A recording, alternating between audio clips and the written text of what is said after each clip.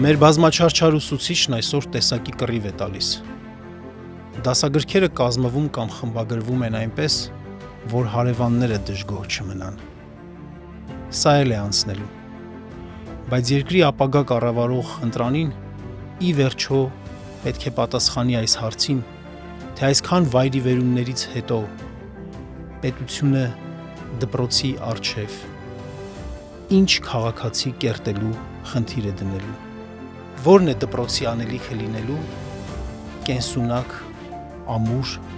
ապահով, անվտանգ պետություն կերտելու գործում։ Ինչ սովորել և ինչու սովորել։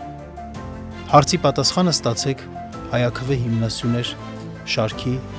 հերթական թողարկմանը։ Դիտեք մեզ։